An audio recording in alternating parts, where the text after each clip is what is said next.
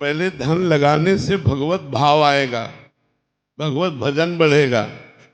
पैसे से भगवान को तो नहीं प्राप्त किया जा सकता, लेकिन पैसा भगवत कार्य में खर्चा कर दिया, उस पुण्य से तुम्हें संतों का संग मिलेगा, महापुरुषों का संग। पुण्य पुंज बिन मिले न संता। जब आपने अपने जीवन का कमाया हुआ धन संत सेवा में, भगवंत सेवा में, गौ सेवा में, मरीजों की सेवा में, परोपकार में खर्चा किया, तो उस पुण्य के प्रताप से आपको संतों का संग मिलेगा। संतों के संग से भगवान के नाम में प्रीति होगी और नाम भगवत प्राप्ति कराएगा। और भगवान का नाम है दीन बंधु, पतित पावन, अकिंचनों के परम धन। इसलिए धन से तो नहीं होगी, पर धन अगर हमने समर्पित कर दिया तो वो धन निमित्त बन जाएगा, कारण बन जाएगा और हमें ऐसी जगह पहुंचा देगा जहां से हमें भगवत प्राप्ति हो जाएगी। पहले तो सर्वप्रथम गुरु चरणों का आश्रय लें, फिर उनके द्वारा बताई हुई साधना से चले। अहंकार का जो नाश होता है वो गुरु कृपा से, गुरु चरणों की इनकी संगति रहत जाति कुल मद सब नन से। जो रसिक महापुरुष हैं उनके संग रहने से अहंकार नष्ट हो जाता है। और दूसरा, मैं और मेरापन। मैं तो अहंकार है, और जो मेरापन है इसे ममता कहते हैं। ममता जब गुरुदेव हमें इष्ट मंत्र देते हैं और इष्ट मंत्र का जाप होता है तो ममता इष्ट से हो जाती है। अहंकार का संबंध गुरुदेव की सेवा से, गुरुदेव की आज्ञा पालन करने से और मंत्र जप से, नाम जप से ममता प्रभु के चरणों में हो जाती है। तो अहंता और ममता ही दोनों हैं, मैं और मोर, मैं और मेरा। इसी को तो नाम माया है। मैं और मोर तोड़ते माया, ये तेरा ये मेरा, इस तरह का जो भेद है तेरा मेरा का, ये माया के द्वारा रचित है, अज्ञान के द्वारा रचित है।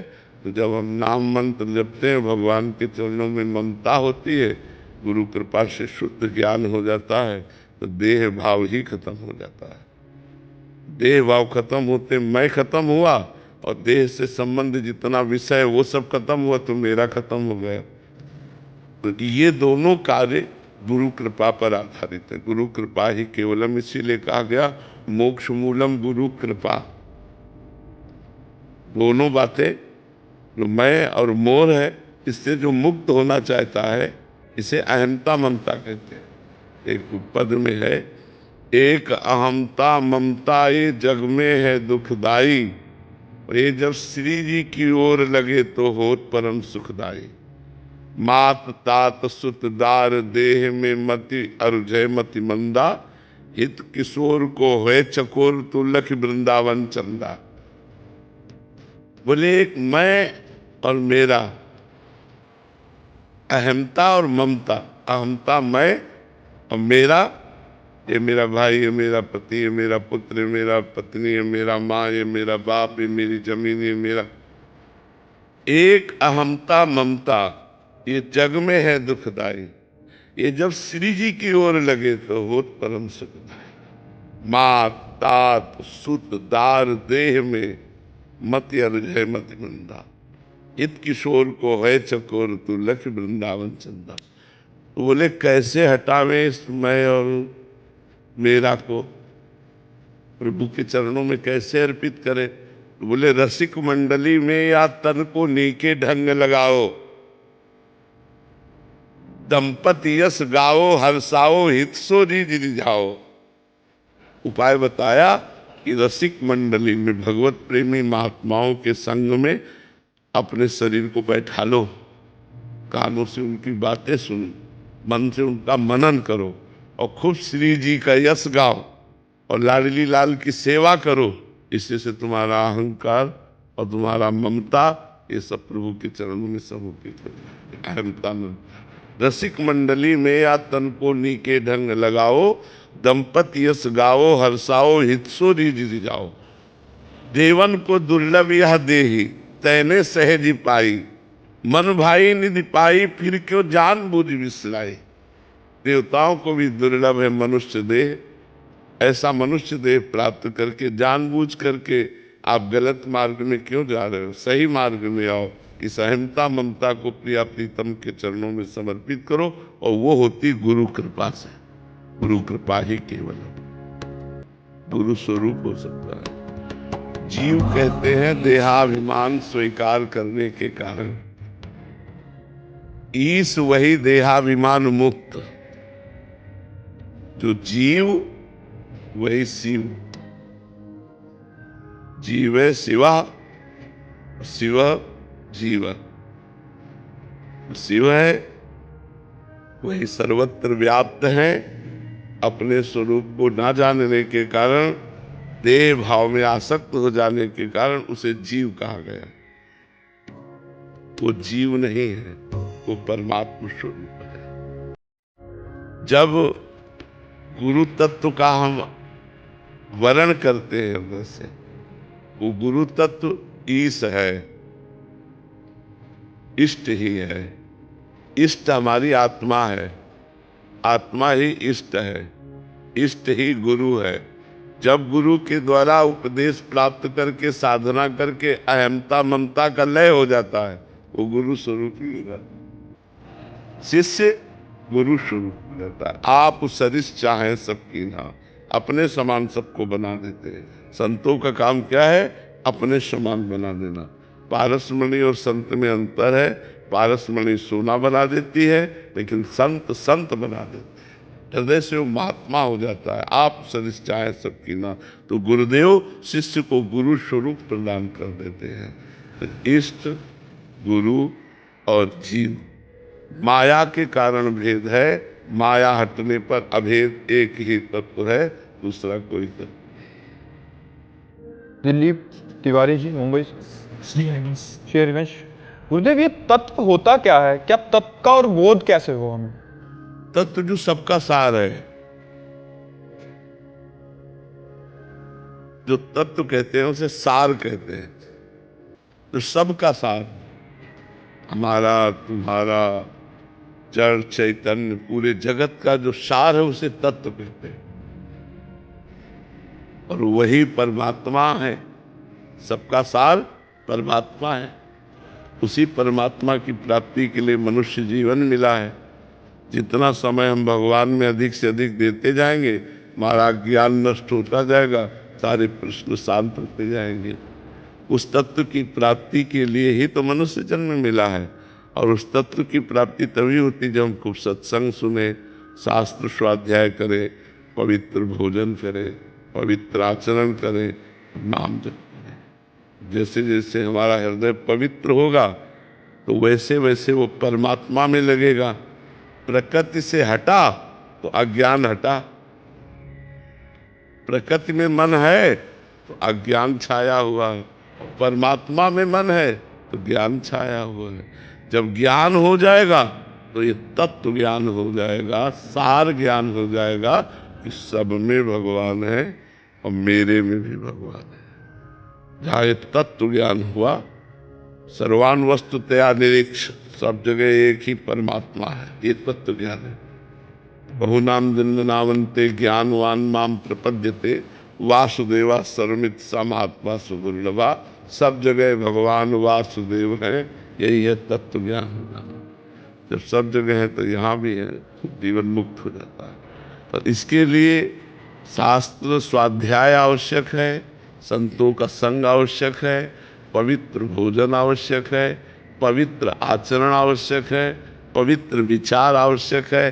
तब हम परम पवित्र तत्व ज्ञान की तरफ बढ़ सकते हैं। फिर गुरु का वर्णन करके, फिर उनके बताए हुए साधनों के द्वारा वेदांत आदि अध्ययन करके फिर तत्व ज्ञान होता है। और या चुपचाप नाम जप करता रहे, खुद टच के नाम जप करे तो अपने आप तत्व ज्ञान हो जाएगा। भगवान करा देंगे तत्व ज्ञान। समझ में आई बात? तत्व का मतलब होता सार, सार बात। इस संसार का तत्व क्या है? भगवान। संसार का सार क्या है? भगवान। तो बस वही बोले, तत्व दृष्टि रखो, अर्थात सब में भगवत दृष्टि रखो। क्योंकि इन शरीरों के अंदर जो सार बात है वो भगवान है। सार बात को ही तत्व कहते हैं। अधिक इसमें देखनी है, इष्ट मिले और मन मिले, मिले भजन रस रीति, तहां निसंग कोहे मिलिए, तासो कीजे प्रीति। इष्ट मिले और मन मिले और रस रीति मिले, भजन पद्धति मिले, ऐसे संतों से सत्संग करें। और जो स्वयं में साधक नहीं, उनसे वो बात ही नहीं निकलेगी जिससे भगवत प्राप्ति होनी। वो बातें सब केवल थोती होती, बातों से माया पर विजय प्राप्त नहीं की जा सकती। जो भगवान के मार्ग में चल रहे हैं, खूब डट के भजन कर रहे हैं, उनके अनुभव की बातें सुननी चाहिए, ऐसी बातें नहीं सुननी चाहिए। कुछ बातें तो ऐसी होती कि बिना अनुभव वाले जब बोलते हैं तो बिल्कुल थोती बातें होती हैं, और कुछ बातें जैसे अनुभव वाली बोलते हैं तो अब उनका भाव सखा भाव है, हमारा भाव गोपी भाव है, हमारा भाव सहचरी भाव है, हमारा भाव वात्सल्य भाव, तो अंतर पड़ेगा। हमें भाव भी देखना है। कुछ बातें ऐसे नहीं मिलती कि एक प्रसंग हो रहा है सांख्य योग का और एक प्रसंग हो रहा है भक्ति योग का, तो दोनों में कटाक्ष हो जाएगी। इसलिए श्रोता को बड़ा प्रवीण होना चाहिए कि अपने काम की बात ले, अपने मार्ग की बात ले। वो क्या सुन लिया, सब भगवान की चर्चा है, जो बात हमारे गुरु से मिलती वो बात हमने लिया, उसके बाद सब बात वही छोड़ दी, अपनी बात किसी का विरोध नहीं, किसी से कोई मतलब नहीं। हमें अपने मार्ग की बात लेनी है। अगर सत्संग सुने तो हमारे मार्ग, ये ज्ञान होना चाहिए कि हमारा मार्ग क्या है, हमारे मार्ग की बात क्या है। नहीं तो सांख्य योग है, अष्टांग योग है, कर्म योग है, भक्ति योग है, चारों का मार्ग अलग अलग है, लक्ष्य एक है, परिणाम सबका एक है, मार्ग अलग अलग है। जब मार्ग की बातें होंगी चारों दिशाओं की, तो एक पूरब, एक पश्चिम, एक उत्तर, एक दक्षिण, तो कैसे मिलान होगा? मार्ग की बात तो मिलान नहीं होगी, लेकिन चाहे जिस मार्ग से जाए वो उसी भगवान को प्राप्त करता है, उसी परमात्मा को प्राप्त करता है, उसी ब्रह्म को प्राप्त करता है। तुम्हारी बात समझ में आई? इसलिए हमको जहाँ हमारा इष्ट मिले, जहाँ हमारी उपासना मिले, जहाँ हमारे मन की बात मिले, वो पकड़नी चाहिए। वो क्या सब छोड़, सत्संग में हो रहा है, सबके लिए हो रहा है, हमारे लिए अकेले थोड़ी हो रहा है, तो हमको अपने मतलब की बात पकड़ने में क्या छोड़। वो विरोधाभास में देखना कि किस योग की चर्चा हो रही। अब जैसे वेदांत चर्चा एक महात्मा कर रहा है, वो कह रहा है मैं ही ब्रह्म हूं, और वो जितनी बात करेगा सब काट देगा, केवल मैं की स्थापना करेगा। अब एक भक्त बात करेगा तो मैं को नष्ट करेगा, केवल आप ही आप ही। अब कैसे मिलान होगा? एक दासोहम, एक सोहम, सोहम अश्वी तीव्रत्य खंडा, वो भी मार गए, दास दासोहम, दोनों का मार्ग कैसे मिल सकता है? लेकिन परिणाम दोनों का एक ही है, उसी परमात्मा की प्राप्ति है। तो विवेकी होना चाहिए श्रोता कि मुझे क्या लेना है। ऐसा नहीं कि सब लेना है सब छोड़ देना है, नहीं, कुछ लेना है कुछ छोड़ देना है। बहुत विवेक से हमें सुनना चाहिए। मोहिनी मूर्ति देवी तो पूरा बंधन ममता है, ममता। इसलिए भगवान ने कहा जननी जनक बंधु सुत दारा, तन धन धाम सुहृद परिवारा, सबकी ममता ताग बटोरी, मम पद मन ही बांध बर डोरी। माता पिता भाई बंधु पुत्र परिवार घर मकान, सबकी ममता अपने मन सहित मेरे चरणों में बांध दो, तो सच्ची भक्ति होने लगेगी। अभी भगवान की शरणागति पुष्ट नहीं हुई, अभी ममता परिवार में है, तो जब सुख हुआ तो लगता है भगवान की कृपा है, और जब दुख हुआ तो लगता है कि क्या है ये, कौन सी बात। लेकिन भगवान सुख और दुख दोनों रूप में कृपा ही देते हैं, क्योंकि हमारे किसी पाप कर्म का फल ही दुख है। भगवान मंगल भवन सुख सिंधु है, वो कभी किसी को दुख नहीं देते। पर हमारे कर्म पीछे जो दुख वाले हुए हैं उनको भोगेगा कौन? हम ही को तो भोगना पड़ेगा। अवश्य में भोक्तव्यम कृतम कर्म शुभाशुभम, शुभ और अशुभ कर्म अवश्य भोगने पड़ेंगे। तो शुभ का फल है सुख और अशुभ का फल है दुख। चाहते हो सुख और करते हो पाप, दुख तो भोगना पड़ेगा। अब देखो जो कानून है वो कानून है, उसे कोई काट नहीं सकता। कानून के अंतर्गत ही सारी क्रियाएं होंगी, कानून के बाहर नहीं होंगी। तो हमको अगर कोई भी दुख मिल रहा है तो भागवतिक कानून के अनुसार हम अपराधी थे, इसलिए हमें दुख मिल रहा है। कोई भी सुख मिल रहा है तो भागवतिक कानून के अनुसार हमारा प्लस पॉइंट है, इसलिए हमें सुख मिल रहा है। भगवान न किसी को सुख देते हैं न दुख देते हैं, भगवान कृपा करते हैं, मंगल भवन है, वो सदैव महासुख देते हैं। तो अभी हमने भगवान की कोई भक्ति थोड़ी की है, छोटी मोटी पूजा और भक्ति करते हैं, और अनुकूलता आती तो कृपा मनाते हैं और प्रतिकूलता आती तो दुख मनाते हैं। नहीं, अनुकूलता प्रतिकूलता हमारे कर्मों का फल है, भगवान तो कृपा सिंधु है। जैसे कोई भी पिता अपने बेटे को दुख नहीं देना चाहता। मानो पिता डीएम हो और लड़का क्रिमिनल कार्य कर दे, क्राइम कर दे, अपराध कर दे, और वो पुष्ट हो गया है, अब क्या डीएम उसे बचा लेगा? वो भी कानून का अधिकारी है, लेकिन जब अपराधी सिद्ध हो गया तो फिर नहीं बचा सकता। ऐसे ही भगवान हमें बहुत प्यार करते हैं, पर अगर अपराध करोगे तो भोगना पड़ेगा। फिर मतलब तो ऐसे हमारा परम पिता परमात्मा बड़ा दयालु है, लेकिन जब हम ऐसे कर्म कर देते हैं तो फिर उसी के कानून में हमें दंड मिलने लगता है। और जब उसकी शरण में चले जाते हैं, अच्छे कर्म करते हैं, भजन करते हैं, तो सारे अपराध माफ करके हमें मुक्त कर देता है। तो वैसे तो कृपालु हैं, पर हमारे कर्म ही हमको दुख देते हैं, भगवान नहीं। ये अच्छे से समझ लो। इसलिए खूब नाम जप करो और अच्छे कर्म करो, परोपकार करो।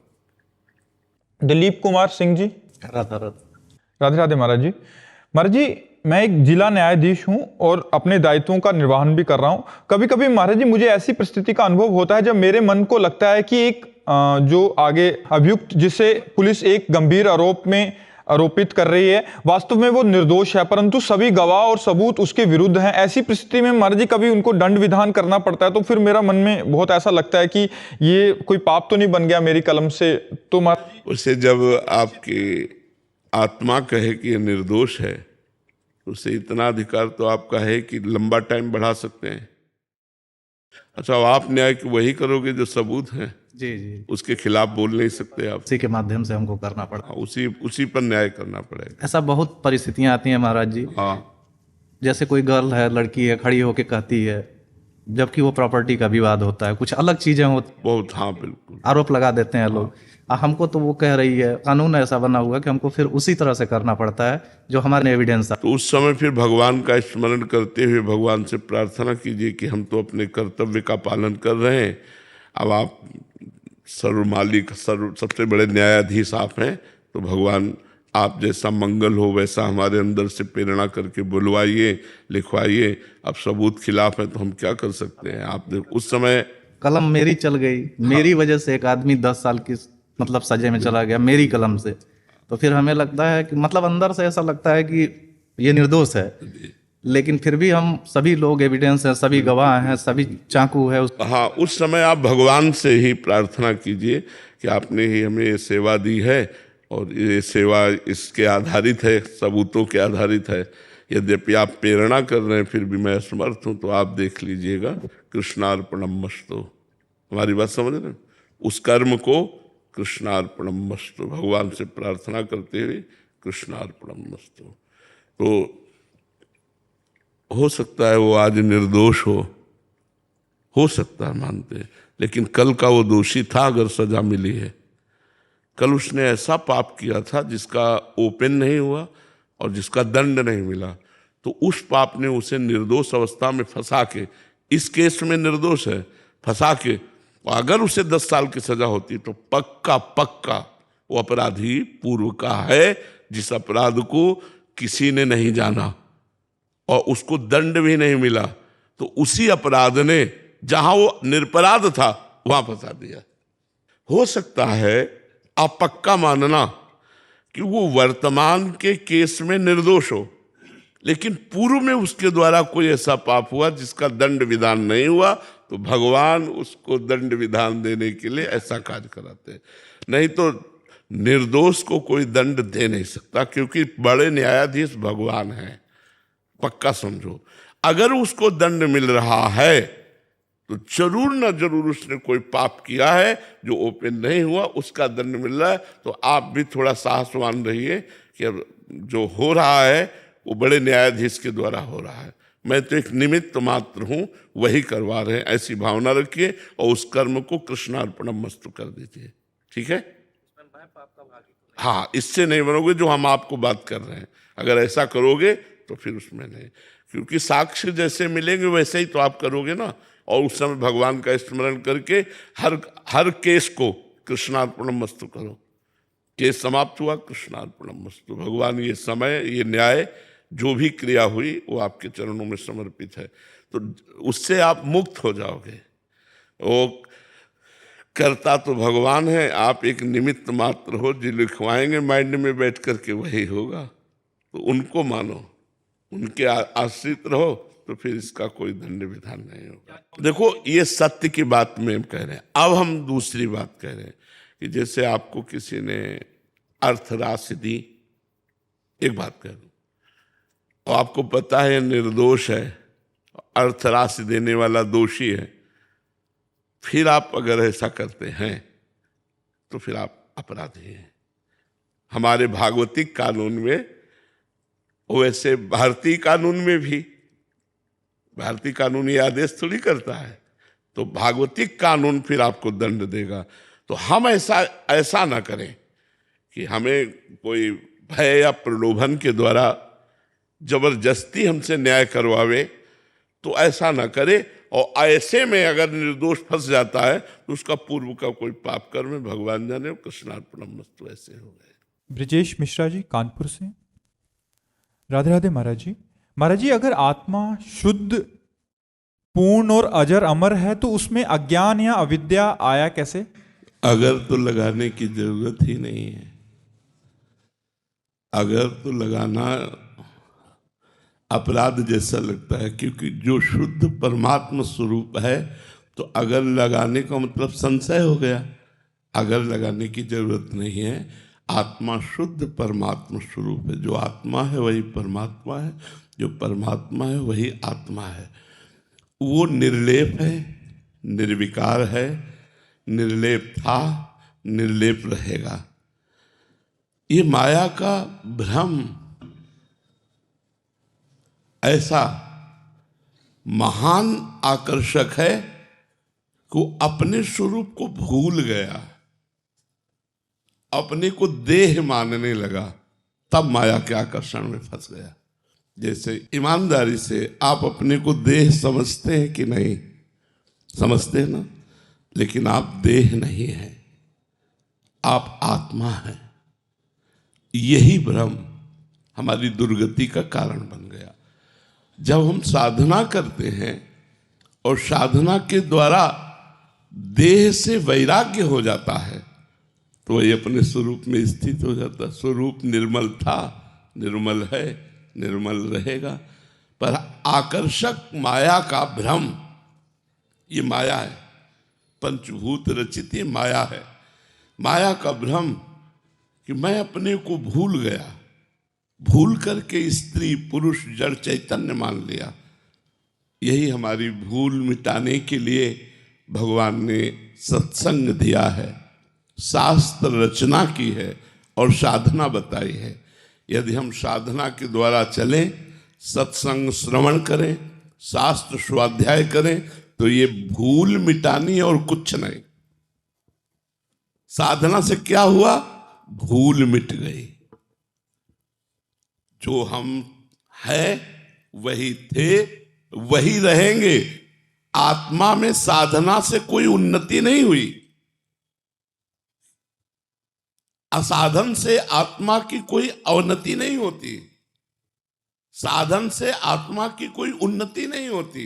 ये गूढ़ बात है। असाधन से भ्रम बढ़ता जाता है और वो दुर्गति को प्राप्त होता है। जो निर्लेप है, निर्विकार है, साधना से भ्रम नष्ट हो जाता है, वो अपने स्वरूप में जो है उसी में स्थित हो जाता है, वह जीवन मुक्त कहा जाता है। मात्र भ्रम मिटाना, जासु कृपा सब भ्रम मिट जाई, गिरजा सोई कृपाल रघुराई। जिन भगवान की कृपा से सब भ्रम नष्ट हो जाता है, वो कृपा सिंधु भगवान है। यदि हम गुरु रूप भगवान की शरण लेकर उनके द्वारा बताई हुई साधना करें तो हमारा कल्पित भ्रम ये नष्ट हो जाए। ना हम शरीर थे, नाम शरीर है, नाम शरीर रहेंगे, ये हमने स्वीकार कर लिया। यही स्वीकृति गलत हो गई। इसी स्वीकृति को मिटाना है और जो है उसको अनुभव करना है आत्मा, ये नहीं है। कै साल के हो? 32 साल पहले शरीर नहीं था, पता नहीं 32 साल आगे रहेगा कि नहीं। ये न था न रहेगा, तो बीच में है भी नहीं। जैसे स्वप्न में हम अपने को देखते हैं तो जागरण पर वो हम नहीं होते, ऐसे ही अज्ञान में जो हम अपने को देखते हैं तो ज्ञान होने पर वो हम नहीं रहते। वर्तमान में भी ये प्रतिपल नाश को ही प्राप्त हो रहा है शरीर। जैसे जलधारा के समीप जाने पर पहली दृष्टि जिस जल में पड़ी वो बह के तो न जाने कहां गया, लेकिन हम कहते हैं ये वही जल है। ऐसे जल प्रवाह की भांति हमारा जीवन प्रवाह प्रतिपल नाश की ओर जा रहा है। हमको सावधान होकर साधना के द्वारा इस मृत्यु पर विजय प्राप्त कर लेनी, अर्थात भ्रम को दूर कर देना है। खूब नाम जप करो, सत्संग सुनो, शास्त्रों का स्वाध्याय करो। यश सिंह जी,